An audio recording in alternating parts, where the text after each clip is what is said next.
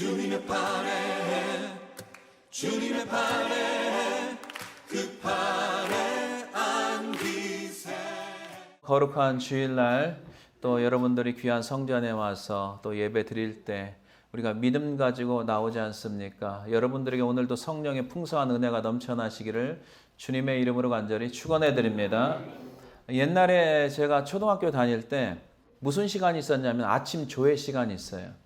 그러면 운동장에 전교 학생들이 모입니다. 여러분 지금은 아이들이 적지만 저희 50대 중반 정도 된 분들은 아실 거예요. 한 반에 60명 이상에다가 12반 정도 되고 6학년 하면은요 수천 명의 학생들입니다. 그 아이들이 이제 운동장에 이렇게 쭉 줄을 서 있어요. 근데 여러분 아시겠지만 아이들이 그렇게 줄을 반듯하게 서지 않아요. 그러다 보면 아이들이 주변에 막 잡담하고 그 흙밭이니까 거기다 그림 그리고 막 아이들이 막 시끄럽게 막 떠들어요. 그러면 이제 교장 선생님이 딱 등장을 해요. 그러면 사회 보는 선생님이 뭐라고 하는지 아세요? 교장 선생님께 주목! 딱 이래요. 주목! 이렇게 그래요. 주목. 그럼 아이들이 조용해 가지고 교장 선생님 말씀을 들어요. 주목하면 pay attention to. 귀 기울이고 집중해서 잘 듣는 거예요. 여러분 신앙도 마찬가지예요. 여러분들 신앙이 어수선할 때가 있어요. 그리고 정신이 혼란할 때가 있어요. 이럴 때 어떻게 해야 되는 줄 아세요? 예수님께 주목! 이렇게 해야 돼요. 이게 굉장히 중요한 원리예요. 20대 초반에 하나님께서 저를 부르실 때 굉장히 방황하고 있었을 때 교회에 나와서 하나님 앞에 찬양하면 굉장히 기쁘지만 삶 가운데를 다시 돌아가면 변한 게 하나도 없어요. 그럴 때 제 모습이 굉장히 초라하고 힘들고 어려울 때 그때 제가 했던 게 바로 예수님께 주목하는 거였어요. 주목하는 거였어요. 20대 후반에 미국에 처음 왔어요. 영어도 안 되죠. 삶이 굉장히 어렵죠. 또 공부도 해야죠. 사역도 해야죠. 영어도 배워야 되죠. 굉장히 어려운 순간에 도대체 나의 앞길이 어떻게 가야 되는지 혼란스러울 때 제가 놓치지 않는 게 뭔지 아세요? 예수님께 주목하는 거였어요. 하나님께서 이곳으로 보내셨어요. 30대 초반이었어요. 개척을 했어요. 도대체 목회를 어떻게 해야 되는지, 앞으로 어떻게 해야 되는지 아무것도 알지 못했어요. 하나님께 보내셔서 왔어요. 그럴 때 계속 제가 했던 게 뭐냐면은 아침에 새벽부터 새벽 예배 드리고 그 다음에 신방 갈 사람이 없어요. 딱 2명이기 때문에 신방을 어떻게 하겠어요? 한두 명 하면 신방 할 사람이 없어요. 그러면 사무실에 앉아서 계속해서 설교 준비하면서 예수님께 주목하는 것. 계속 혼란스러울 때마다 예수님께 주목하는 것. 그거 제 아내하고 했던 거예요. 그리고 30대 중반에 교회를 연합했어요. 어떻게 해야 될지 모르는 그 상황에서도 계속 제가 했던 게 뭐냐면 예수님께 주목했던 거예요. 주목했던 거예요. 우리의 시선이 예수 그리스도께 시선이 집중할 때, 고정될 때 하나님께서 그 어려운 순간을 이겨낼 수 있도록 새 힘을 주시는 줄로 믿습니다. 그리고 우리의 육신의 시각에서 벗어나 영적인 눈이 열리기 시작하는 거예요.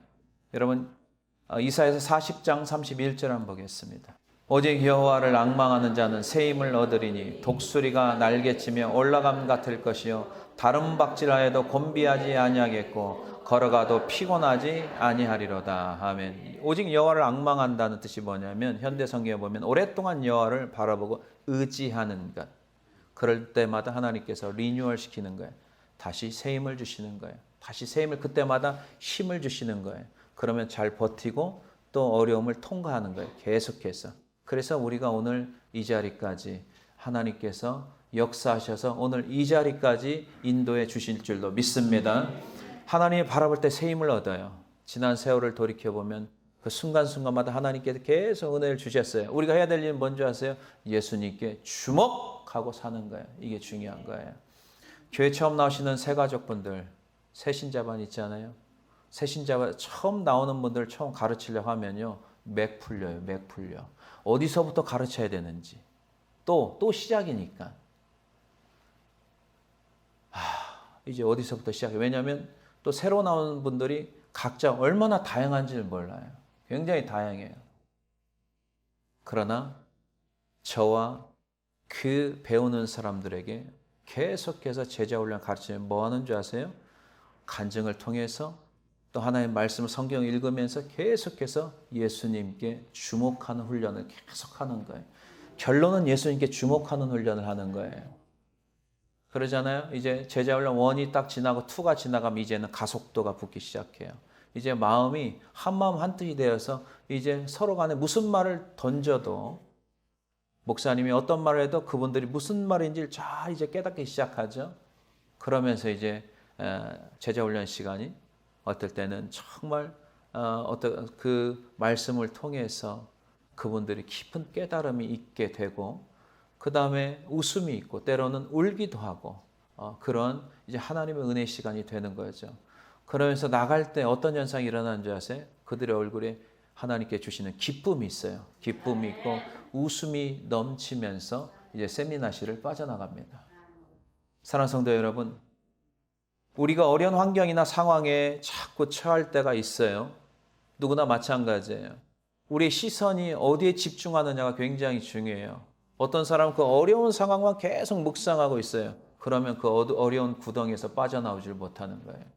그 어려운 순간에 우리가 예수님을 집중하고 우리의 시선이 예수님께 고정되어야 될 줄로 믿습니다.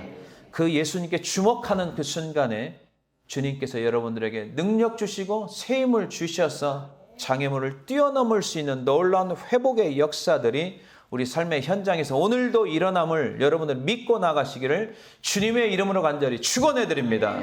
첫 번째 보겠습니다. 하나님이 예수님을 모르는 영혼들이 있어요. 지금 그 영혼들을 향해서 어떤 놀라운 계획을 가지고 계시는 줄 아세요? 첫 번째, 예수님을 바라보게 하시는 계획이 있어요. 예수님을 주목하게 하는 계획이 있어요. 자, 4절 보겠습니다. 베드로가 요한과 더불어 주목하여 이르되 우리를 보라 하니 우리를 보라 하니. 여러분, 복음서에 나와 있는 제자들은요 영적으로 굉장히 미약했어요. 왜냐하면 기도하는 훈련이 안 돼 있어요. 예수님께서는 비록 그분이 성자 하나님이시지만은 육신을 입고 이 땅에 오시면서 매일 새벽마다 습관적으로 기도합니다. 틈만 나면 기도하십니다. 그러나 제자들은 그렇게 나오지 않았어요. 그리고 예수님께서 십자가에 달려 죽으실 때 그들이 그 영적인 그런 어려운 순간들을 이길 수 있는 파워가 없었어요. 이제 다 도망가 버렸죠. 그러나 예수님께서 다시 부활하셔서 40일 동안 제자들을 위로하고 격려합니다. 그리고 예루살렘을 떠나지 말고 기다려라. 내가 너희들에게 약속하신 것을 준다. 그게 바로 성령이거든요. 제자들이 사도행전에 나온 제자들은 완전히 다른 모습이었어요. 마가다락 방에서 120명이 열심히 예수 그리스도께서 말씀하신 것을 믿고 기다리고 기도하고 전심으로 기도하기 시작합니다. 기도할 때 사도행전 2장에 성령이 임하시고 그들이 성령의 충만함을 받기 시작합니다. 성령의 충만함을 받고 나니까 그들이 생각이 바뀌기 시작합니다. 내가 무엇을 해야 되는가 이 땅에. 이게 아니에요. 지금 주님이 원하시는 게 무엇인가 라는 생각이 바뀌기 시작하는 거예요. 여러분, 우리가 이 땅에 살면 세상 사람들처럼 그냥 무엇인가 소유의 의식에 빠져서 내가 이것을 가지고 채우고 이게 아니에요.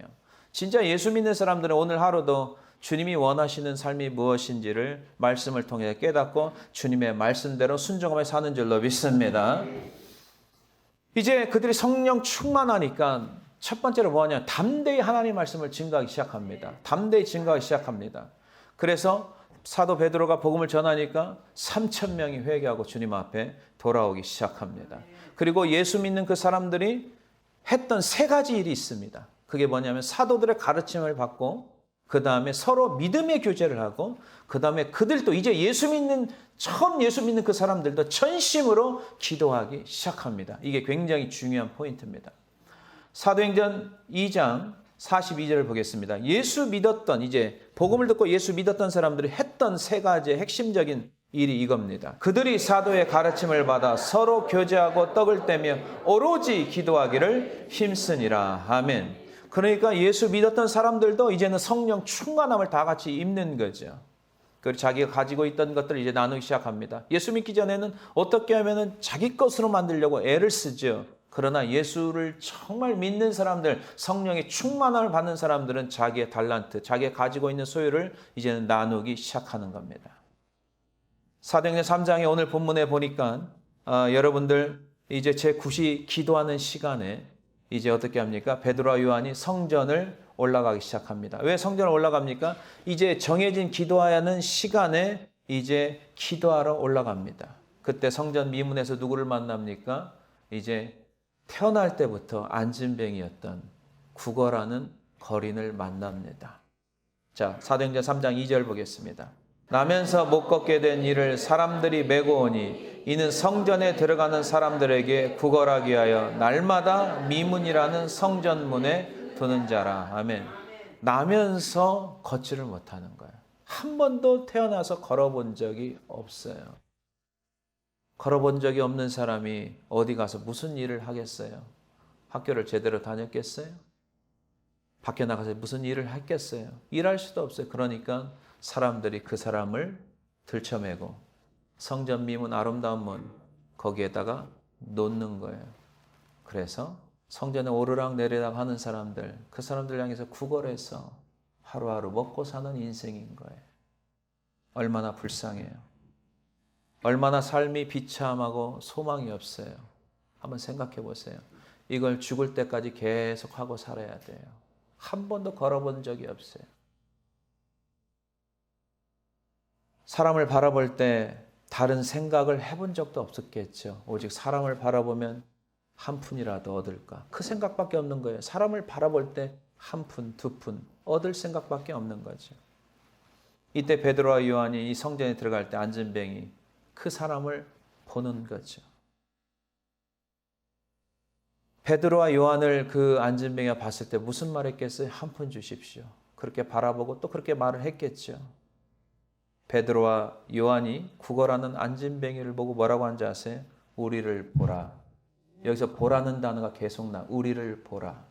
우리를 보라. 안진뱅이 사람을 바라볼 때만 한 푼 주셨으면 하는데 베드로와 요한을 이제는 바라봅니다. 근데 바라보는 시각이 돈을 기대를 했겠죠. 자, 사도행전 3장 3절, 4절, 5절 계속 보고 보라. 이 본다는 게 계속 반복됩니다. 그가 베드로와 요한이 성전에 들어가려 함을 보고 구걸하거늘. 4절. 베드로가 요한과 더불어 주목하여 이르되 우리를 보라 하니. 5절. 그가 그들에게 무엇을 얻을까요? 바라보거늘. 이렇게 나왔어요. 우리를 봤어요. 지금 기대하는 것은 돈이겠죠. 예수님을 먼저 믿는 우리 성도가 세상을 바라볼 때 어떠한 자세로 바라봐야 되는가? 여러분, 본문 6절이 해답입니다. 바로 예수 그리스도를 그들이 바라보게 해야 되는 거예요. 사도행전 3장 6절 보겠습니다. 베드로가 이르되 은과 금은 내게 없거니와 내게 있는 이것을 내게 주노니 나사렛 예수 그리스도의 이름으로 일어나 걸으라 하고. 아멘. 나사렛 예수 그리스도의 이름으로 일어나 걸으라. 내가 너에게 은과 금, 돈은 없다. 그러나 이것을 너한테 준다. 예수 그리스도의 이름. 돈은 일시적인 거잖아요. 그러나 예수 그리스도는 영원한 줄로 믿습니다. 안진뱅이가 이 예수 그리스도의 이름으로 정말 일어나는 기적을 직접 체험합니다. 얼마나 놀라운 일입니까? 11절에 보니까 평생을 안진뱅이로 살았던 소망 없는 이 사람이 예수 그리스도의 이름, 그 이름을 믿고 일어나기 시작합니다. 이 장면을 본 사람들은 얼마나 놀랐겠어요. 왜냐하면 이 사람이 한두 해를 안진뱅이로 있는 게 태어나면서부터 수십 년을 안진뱅이로 살았던 이 사람 아니겠어요. 이 동네 사람들 다 아는 거예요. 근데 일어난 거예요. 정말 일어난 거예요. 기적이 일어난 거예요. 사람들이요, 안진뱅이를 일으킨 베드로에게 주목하기 시작합니다. 이때 베드로가 뭐라고 하는지 아십니까? 왜 우리를 주목하느냐? 이것은 주님이 역사하신 건데 왜 우리를 주목하느냐? 주목하는 게 잘못됐다는 거죠. 자, 사도행전 3장 12절 보겠습니다. 베드로가 이것을 보고 백성에게 말하되 이스라엘 사람들아 이 일을 왜 놀랍게 여기느냐? 우리 개인의 권능과 경건으로 이 사람을 걷게 한 것처럼 왜 우리를 주목하느냐? 아멘. 베드로는 우리를 주목하지 말고 이런 기적을 통해서 하나님의 말씀을 들으라는 거죠. 하나님의 말씀을 듣고 예수 그리스도를 믿으라는 거죠. 근데 사람들은요, 기적을 보면서요, 기적을 일으키는 그 사람에게 집중하고 있습니다. 그게 아닙니다. 오늘도 우리는요, 기도하면서 병을 고칩니다. 여러분, 목회자를 주목하지 마시고 그 기적을 일으키신 예수 그리스도, 하나님 앞에 영광을 돌려야 될 줄로 믿습니다. 그 기적을 통해서 하나님의 말씀을 믿으시기 바랍니다. 하나님의 말씀을 믿으라는 거예요. 하나님의 말씀을 들으라는 거예요. 하나님께 주의 종을 통해서 일으킨 거고, 일으킨 그 분은 하나님이에요. 하나님이란 거죠. 기적의 역사를 통해서 하나님의 말씀을 들으라는 거죠. 여러분도 알다시피 이 사람은 전에 안진병이었어요. 그러나 이제 예수의 이름으로 성한 몸이 됐어요. 예수 이름을 믿는 믿음, 하나님께 우리에게 주신 그 믿음이 이 사람을 완전히 낫게 했습니다라고 베드로는 복음을 전하고 있습니다. 사도행전 3장 19절 개역 한글로 한번 보겠습니다. 그러므로 너희가 회개하고 돌이켜 너희 죄 없이 함을 받으라. 이같이 하면 유쾌하게 되는 날이 주 앞으로부터 이를 것이요. 아멘. 하나님께서 우리 삶의 기적을 베풀어 주세요. 지금도 마찬가지 은혜를 베풀어 주세요. 이유는요, 사람을 주목하는 게 아니고 그런 기적과 은혜의 역사를 통해서 하나님의 말씀을 들으라는 거예요. 그걸 통해서 예수 그리스도를 믿으라는 거예요. 사람에게 주목하지 마세요. 오래전에요, 베트남 단기 선교를 갔다 왔어요. 그 선교사님이 이런 이야기를 해주시더라고요. 목사님, 그분이 한 20년 이상 하셨거든요. 근데 이제 베트남 처음 이제 선교 들어갔을 때 얼마나 많이 기도하셨겠어요. 선교지가 만만치 않잖아요. 열심히 기도를 했어요, 그분이요. 근데요, 눈먼 소경이 있었어요. 정말 눈이 보이지 않는 소경이 있었는데요. 기도해달라고 그 소경이 찾아온 거예요. 그래서요, 그 소경이 찾아왔을 때 그 선교사님이 간절히 기도했는데요. 진짜 그 소경이 눈을 떠버린 거예요. 네. 하나님께 눈을 뜨게 해준 거예요.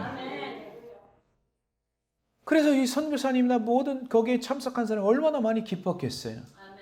근데요, 어떤 일이 벌어졌냐면요, 그 베트남에 있는 소경들이 이쪽으로 다 몰려오는 거예요. 그래서 목사님이 너무 피곤하대요. 그래서 나중에 도망 다녔대요. 하도 소경들이 쫓아와가지고. 그걸 통해서 하나님의 말씀을 들으려고 해야 되는데 그게 아닌 거예요. 그 병만 고치려고, 목적이 병만 고치려고, 복음을 들으려고 하는 게 아니에요. 이런 80년대 후반에요, 한국에서 어떤 일이 벌어진지 아세요? 귀신 추방하는 게 유행처럼 번진 사건이 있었습니다. 물론 복음서에 읽어보면 예수님께서 귀신을 추방하는 게 있죠. 우리도 귀신을 추방하죠. 그러나 많은 사람들이요, 귀신 추방하는 사건을 통해서 하나님의 말씀을 듣고 예수를 믿어야 되는데 그 사람 밀어뜨리고 넘어뜨리는 거, 그거에 관심이 있는, 그것만 그거에 주목하는 거예요. 결국은요, 그 사람들 신앙이 뭐고 다 잃어버린 사건이 있었어요. 여러분, 우리 어떤 기적과 표적과 하나님의 은혜의 역사를 보면서 하나님의 말씀을 듣고 예수 그리스도를 믿어야지, 사람에게 주목한다던가 그런 기적만 바라본다던가 한다면은요, 진정한 믿음이 들어가지를 않습니다. 오병이의 기적을 베풀고 예수님께서 그 다음날 어떻게 했습니까? 또 많은 사람들이 예수님께 쫓아옵니다. 그때 예수님께서 생명의 떡, 영적인 말씀하니까 관심이 없는 거예요. 그 사람들은 실질적인 빵과 물고기, 떡과 물고기만 관심 있는 거예요. 나는 생명의 떡이다. 하늘에서 내려온 떡이다. 영적인 말씀 무슨 말인지 못 알아듣고 사람들이 다 제자들이 믿었던 데 떠났다는 그런 성경과 요한복음이 나오지 있지 않습니까? 오늘날 우리가 관심을 가져야 될 건 뭐냐면요, 하나님 말씀, 예수 그리스도, 여기에 포커스를 맞추고 우리의 인생을 살아야 될 줄로 믿습니다. 사랑하는 성도 여러분, 우리가 세상을 바라보는 시각도 바뀌어야 돼요. 믿지 않는 사람들 예수님을 몰라서 그러는 거예요. 그 사람들에게 예수를 전해줘야 되고 그 사람들이 예수를 만나게 해주는 믿음의 시각이 우리에게 열려야 될 줄로 믿습니다.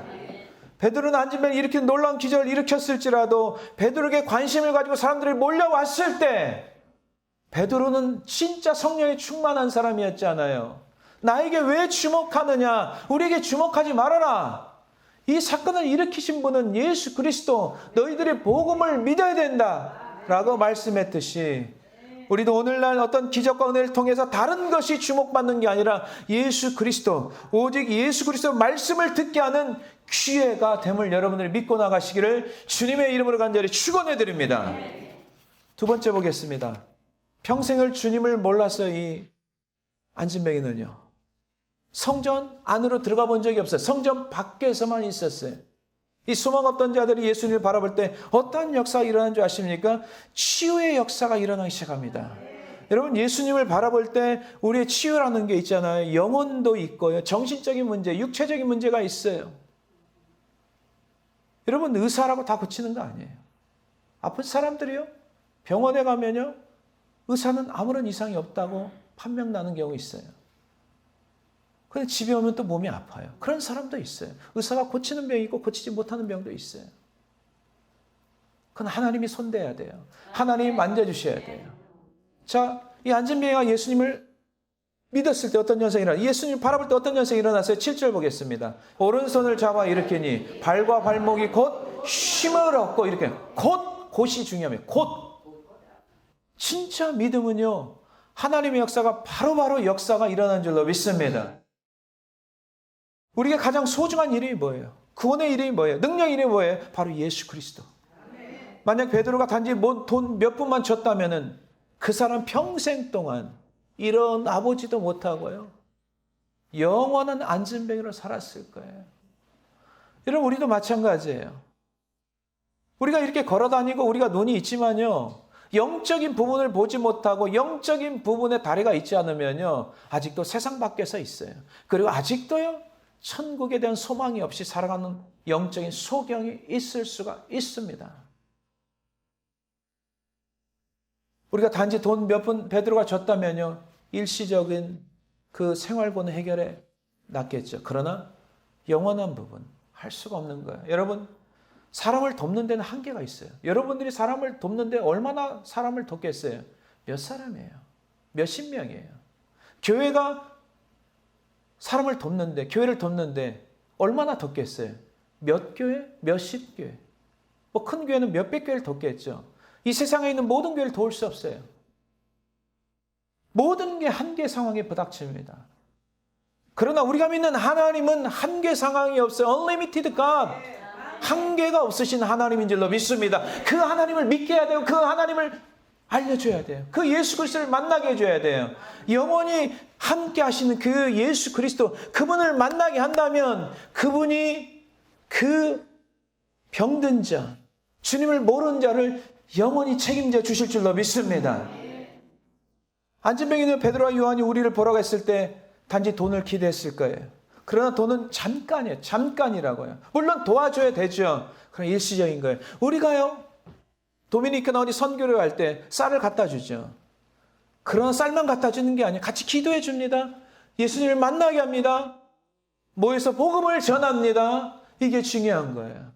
우리가 어려운 교회들을 도울 때 물질만 보내는 게 아니라 같이 기도합니다. 그분들에게 말씀하며 우리 교회를 위해서도 기도해 주세요라고 합니다. 같이 그게 영적으로 윈윈하는 거거든요. 단지 물질만 주는 게 아니라 단지 쌀만 주는 게 아니잖아요. 우리가 왜 믿지 않는 사람들 예수 믿게 하려고 정말 그들 편에서 돕고 섬깁니까? 이유는 한 가지예요. 예수 그리스도를 믿게 하려고 하는 거죠. 다른 게 아니잖아요. 믿음이 연약한 자를 왜 우리가 돕습니까? 여기에서도 오늘 본문에 오른손을 잡아 일으키니 이렇게 나왔어요.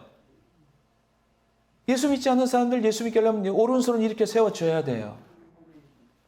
때로 우리 권사님 집사님들 많이 헌신하고 희생합니다.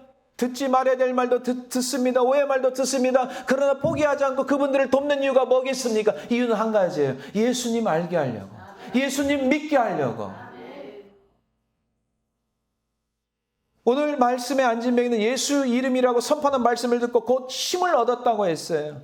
하나님의 역사는 오늘도 동일하게 일어나는 줄로 믿습니다. 예수 그리스도 어제나 오늘이나 영원토록 동일하다고 말씀했기 때문에요. 그럼 마가복음 5장에 보면 12년 동안 혈루병에 걸린 여자가 있어요. 혈루병에 걸리면 피가 새는 거예요. 피가 새면 어떻게 돼요? 몸이 당연히 약해지겠죠. 피가 어느 정도 있어야 되는데요. 피가 계속 밖으로 흐르잖아요. 사람 죽습니다. 이 여인이요. 병을 고치기 위해서 얼마나 많이 노력을 했겠어요. 성경에 보면 많은 의사를 찾아가 봤어요. 고칠 수가 없대요. 의사를 찾아가면 돈을 내야 되겠죠. 가지고 있는 재산을 다 허비했다고 성경에 나와 있어요. 그리고 오히려 병이 더 악화됐다고 했어요. 왜냐하면 이 병은 고칠 수가 없었어요. 혈루병에 걸린 여인에게 예수님의 소문을 듣기 시작했어요. 그리고 마지막으로 이제 안간힘을 씁니다. 예수님의 옷자락만 만지면 내가 병에서 구원받는다는 그 믿음 가지고 군중이 얼마나 많았겠어요? 군중들이요? 예수님의 옷 한 번 안 만져봤겠어요? 그러나 주님은 알아요. 아무렇게나 만진 사람하고 진짜 믿음 가지고 만진 사람하고 주님은 아세요. 여러분 오늘 이 자리에 나왔다고 다 은혜 받는 거 아니죠? 믿음 가지고 정말 주님 사모하는 마음으로 가지고 나온 사람들은 오늘 반드시 하늘의 은혜가 임하는 줄로 믿습니다. 뒤로 와서요. 그 군중 틈을 헤칩니다. 그 여인이 힘이 얼마나 연약했겠어요. 그러나 젖먹던 힘까지 다해서 군중 틈을 헤치고 나가면서 예수님의 옷자락을 터치하기 시작합니다. 마가복음 5장 27절 28절 보겠습니다. 예수의 소문을 듣고 무리 가운데 끼어 뒤로 와서 그의 옷에 손을 대니 28절 이는 내가 그의 옷에만 손을 대어도 구원을 받으리라 생각하밀라라. 아멘. 그런데요, 만지는 그 순간에 어떤 일이 벌어지냐? 두 가지 사건이 벌어집니다. 첫 번째, 이 여인의 몸이 지금 피가 샌다고 했어요. 근데 피가 멈춘 거예요. 이거는 누구만 알아요? 본인만 알아요. 아무도 몰라요. 그리고 하나 더. 예수님이 수많은 사람들이 예수님의 옷을 터치했을 거 아니에요? 근데 능력이 빠져나가는 것을 이때 이 여인이 이 예수님의 옷자락을 만졌을 때 능력이 빠져나가는 예수님도 알았다고 성경에 나와요. 이겁니다. 진짜 믿음을 가지고 나온 사람들 본인도 알고 예수님만 둘만 알아요. 다른 사람 몰라요. 둘만 알아요. 자, 보겠습니다. 29절 30절 마가복음 5장 이에 그의 혈루 근원이 곧 마름에 병이 나은 줄을 몸에 깨달으니라. 30절 예수께서 그 능력이 자기에게서 나간 줄을 곧 스스로 아시고 무리 가운데서 돌이켜 말씀하시되 누가 내 옷에 손을 대었느냐 하시니. 아멘. 수많은 사람들이 옷을 만졌을 때 아무 말 안 하셨어요. 그러나 예수님의 옷을 믿음 가지고 만졌던 그 혈루병 걸린 여인이 만졌을 때 예수님에게 느낌이 있었다는 거예요. 중요한 거예요. 이 여인이 주님 앞에 엎드려 모든 사실을 고백합니다. 마가복음 5장 34절에 예수께서 이르시되 딸아 내 믿음이 너를 구원하였으니 평안히 가라 내 병에서 놓여 건강할지어다. 아멘. 이렇게 나와 있어요. 지금도 하나님은 치료의 하나님이십니다. 여러분들이 병원에 가서도 기도하세요. 정말 믿음의 의사, 좋은 의사 만나서 치료할 때마다 수술할 때마다 성령님 함께 계셔서 한 채 오차 없이 하나님 치료해달라고 기도하시고 여러분 약을 먹을 때도 그냥 드시지 마세요. 기도하고 드세요. 하나님 함께 해주세요. 하나님께서는 다양하게 병을 고치죠. 하나님께서 직접 터치하는 경우 있고 의사를 통해서 터치하는 경우 있고 안수를 통해서 터치하는 경우 다양한 방법이 있어요. 중요한 건 먼저 아세요. 우리의 믿음인 줄로 믿습니다. 저희 교회 얼마 나오지 않으신 우리 자매님이 계세요. 그 자매님을 위해서 나오기까지 어느 집사님께서 지속적으로 중보기도를 부탁했고 그 다음에 헌신적으로 해서 그 자매님이 나오기 시작했어요. 그 자매님에게 하나님의 은혜가 부어지기 시작했습니다. 자매님의 믿음이 조금씩 자라기 시작했어요. 특별히 딸아이를 통하여서 주님 앞에 더 기도하게 하시고 말씀을 사모하기 시작했어요. 그러나 어머니가 계세요. 어머니는 종교가 다르기 때문에 당연히 교회 나가는 걸 반대를 하겠죠. 그건 누구나 다 마찬가지예요. 그죠? 교회 나가는 건 안 된다고 그랬어요. 그 어머니를 놓고 우리가 서서히 기도하기 시작했습니다. 그러나 손녀딸이 좋아하니까 할머니도 어쩔 수 없이 그 말이 점점점 줄어들기 시작하는 거예요. 그리고 이 자매님 믿음이 있기 때문에 교회 가면 너무 행복하고 좋다고 하니까 또 어머니도 그렇게 강하게 말씀을 못 하시죠. 뭔가 조금씩 변화 현상을 이제 우리가 볼 수 있었어요. 이제 하나님께서 일하기 시작하죠. July 4th 독립기념일 전날에 일어난 일이었어요. 갑자기 자매님한테 전화가 왔어요. 어머니가 풍이 도지는 것 같다고. 어떻게 했으면 좋겠냐고. 그런데 마침 우리가 아는 그 침 넣는 곳이 또 어떻습니까? 여러분들 공휴일이니까 또 여행을 갔어요. 의사가 없어요. 그리고 또 제 친구가 닥터 로스라는 카이프랙티스 거기 안에서도 침 넣는 게 이제 최근에 있어가지고 거기를 이제 마침 차를 타고 지나갔는데 거기도 문이 닫혀버렸어요. 그래서 제 아내가 빨리 그러면 이머전시로 가야 됩니다. 그래서 이머전시로 보냈어요. 근데 다행히 이 연락이 오기를 의사 선생님이 조금만 늦게 왔으면 큰 문제가 있었다고 해서 긴급하게 조치를 내서 그 어머님이 품까지 많이 가지는 않았어요. 그래서 제가 이런 생각이 들더라고요. 이때가 기회가 되지 않는가. 우리 아내가 자매님에게 연락을 했어요. 목사님이 가서 기도를 해주시면 어떻겠는가. 그랬더니 어머님이 흔쾌히 또 요청을 하셨어요. 절대 있을 수 없는 일이거든요.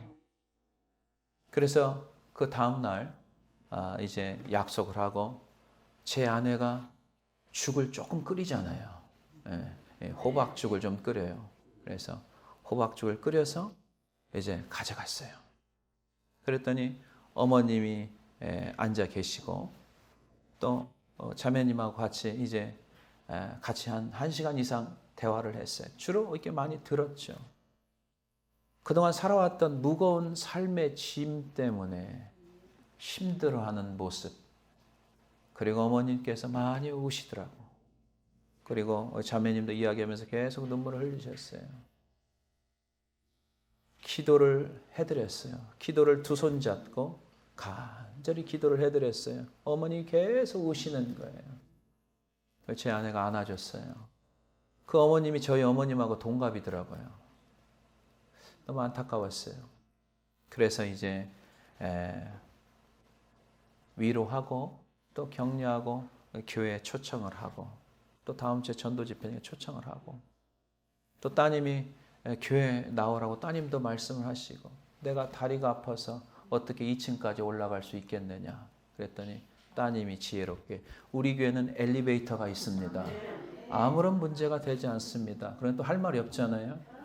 그래서 이제 얼마나 평생 동안 교회를 나가지 않은 분이 나오기까지 쉽지는 않다는 건 알죠. 그러나 어머님이 아플 때부터 또 우리가 기도하러 가는 그 순간에 뭘 한 줄 아세요? 목장 리더들에게 중보 기도를 부탁했고 또 새벽 기도팀에게 또 중보 기도를 계속 부탁했어요.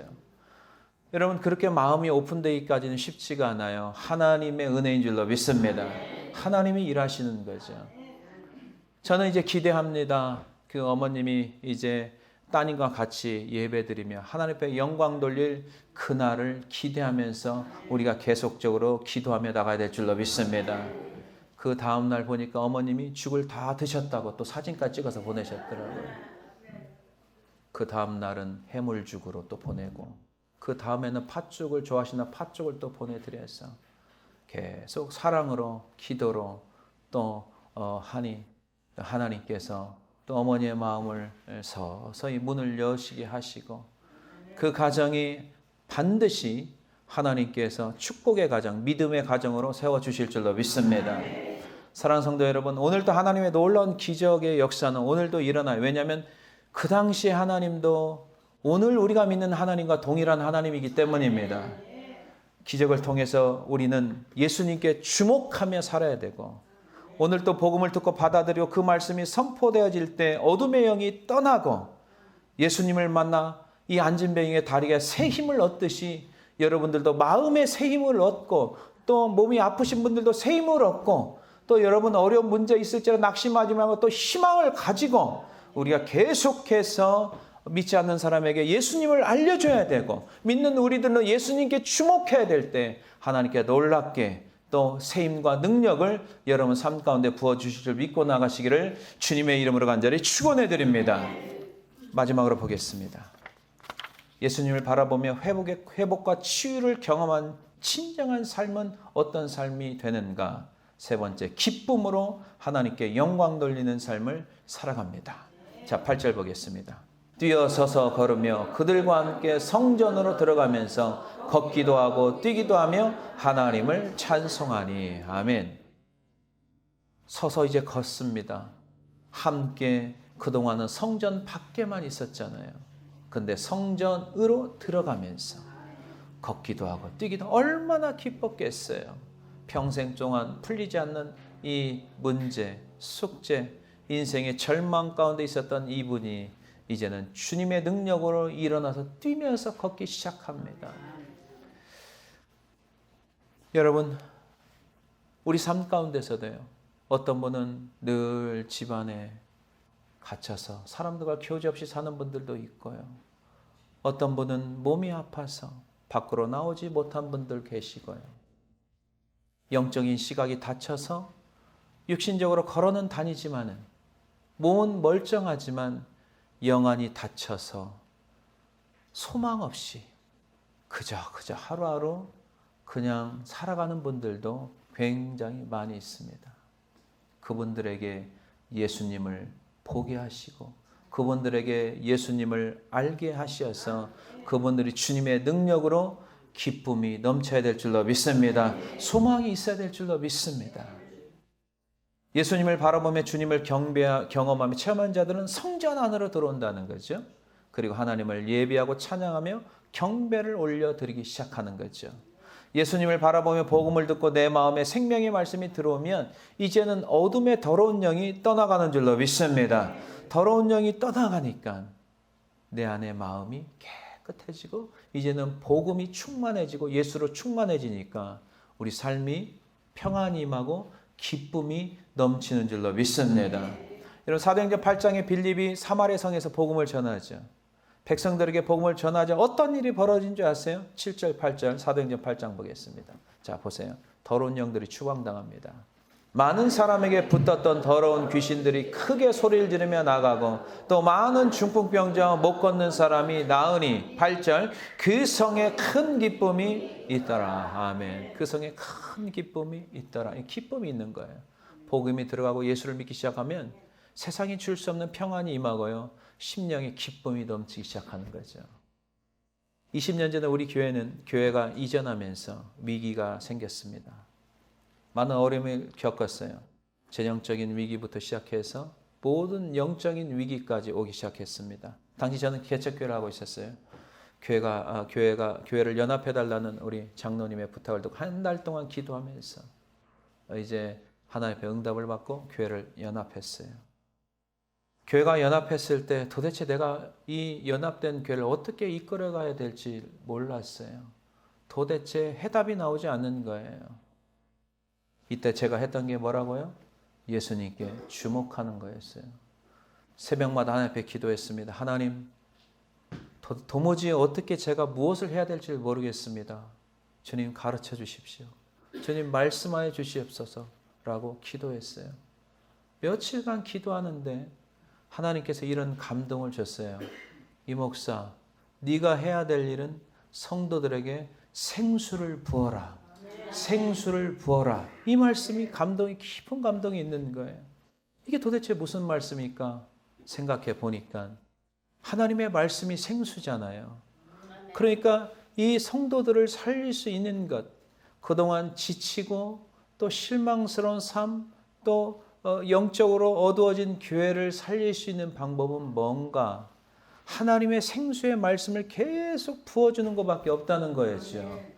그래서 이제 말씀을 더 잘 준비하고 또 기도하고 영적인 말씀을 계속 붓기 시작했어요. 다른 데 가지면 성전으로 모이세요. 성전으로 모이세요. 그때는 모든 모임을 폐하고 성전으로 모이라고 했어요. 그래서 매 예배 시간에 하나님의 생수의 말씀을 계속 붓기 시작했어요. 제가 기억하고 있어요. 처음에 연합했을 때 성도들의 얼굴은 마음의 기쁨들이 굉장히 없었어요. 굉장히 업셋된 상태였어요. 지쳐있는 상태였어요. 그 교회를 영적인 상태를 알아보면요. 어떻게 알아보는지 아세요? 웃음이 있는가 웃음이 없는가 거기서 해답이 딱 나와요. 영적으로 눌려있는 교회는요. 웃지를 않아요. 사람들이요. 그러나 하나님의 영과 하나님의 은혜가 충만한 교회는 웃음이 넘치는 줄로 믿습니다. 사람들이 막 웃어요. 호호하 하면서 웃음이 많죠. 6개월이 정확히 지나니까 생수를 6개월 동안 계속 부으니까 성도들이 서서히 얼굴에 웃음이 번지기 시작했어요. 하나님이 회복시켜 주신 거죠. 여러분 인생 가운데 답답하고 또 어려운 상황, 장애물을 만났을 때 여러분 기억하세요. 다른 거에 여러분들이 집중하지 마시고 예수님께 집중하고 예수님께 주목할 때 주님의 능력으로 다시 일어날 수 있는 줄로 믿습니다. 사랑하는 성도 여러분, 현실 속에서 낙심하거나 절망적인 상황을 만났을 때 여러분 두려워하지 마세요. 주님을 바라보시고 집중하세요. 믿지 않는 자를 바라볼 때 주님을 바라보게 하시는 계획이 있다는 것을 우리가 깨달아야 되고, 예수 이름 전하고 함께 이렇게 세워주며 나간다면 주님께서 그에게 믿음 주시고 또 삶이 회복되어서 날마다 그가 전에는 성전 밖에 있었지만은 이제는 성전 안으로 들어와서 뛰고 걸으며 하나님께 찬양과 경배, 기쁨으로 넘치는 복된 인생이 됨을 믿고 나가시기를 주님의 이름으로 간절히 축원해 드립니다.